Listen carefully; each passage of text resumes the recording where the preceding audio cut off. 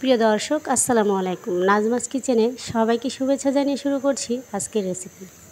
আজকে তৈরি করব সেমাই, দুধ আর ডিম দিয়ে মজাদার একটি খাবার। তো চলুন শুরু করা যাক। নাস্তাটি তৈরি করার জন্য এখানে আমি লম্বা সেমাই নিয়েছি, সেমাইটি একটু গুঁড়ো করে নিয়েছি। এখন দিয়ে দিচ্ছি লাচ্ছা সেমাই। তো এখানে আপনারা যে কোনো একটা সেমাই দিয়েই এই নাস্তাটি তৈরি করতে পারেন। যেহেতু আমার কাছে অল্প পরিমাণ লাচ্ছা সেমাই ছিল, সে কারণে আমি সেটা দিয়ে দিচ্ছি। এখন স্বাদ মতো চিনি আর 2 টেবিল চামচ গুঁড়া দুধ দিয়ে দিচ্ছি, সাথে একটি ডিম দিয়ে দিচ্ছি আর সামান্য একটু এলাচ গুঁড়ো দিয়ে দিচ্ছি। এখন সেমাইগুলো খুব ভালো করে হাত দিয়ে মেখে নিতে হবে।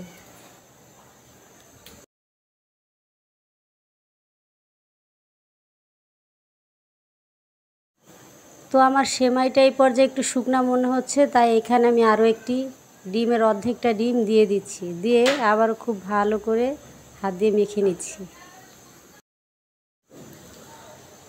তো আমার মাখা হয়ে গেছে। এখন আমি এখানে 2 চা চামচের মতো ঘি দিয়ে দিচ্ছি।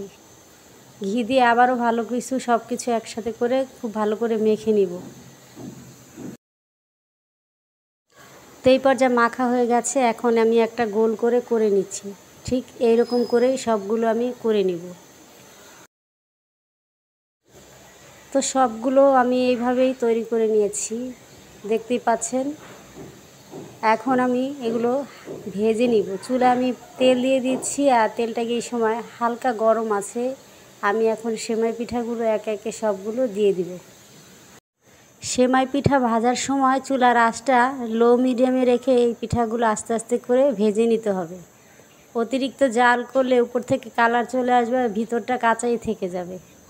খুব সহজেই চাইলে এই রেসিপিটা আপনারা বাসায় ট্রাই করে দেখতে পারেন। একেবারে সময় কম লাগে, হাতে 5 থেকে 10 মিনিট হলে এই পিঠাটি তৈরি করে নেওয়া যায়। তো এই পর্যায়ে আমার পিঠাগুলো ভাজা হয়ে গেছে। এবার আমি তেল ঝরিয়ে উঠিয়ে নিচ্ছি। তো আমি কাছ থেকে আপনাদের দেখাই আমার পিঠাগুলো দেখতে কতটা লোভনীয় হয়েছে। তো এইভাবে করে বাকি পিঠাগুলোও তুলে নিতেছি। তো তৈরি হয়ে গেল আজকে আমার সেমাই পিঠা। পিঠাটি বানানো খুব সহজ না? তো চলুন আজকেই তৈরি করে ফেলি এরকম সহজ পিঠা। তো দেখতেই পাচ্ছেন কতটা লোভনীয় হয়েছে আর খেতে কিন্তু অসম্ভব মজার হয়েছিল।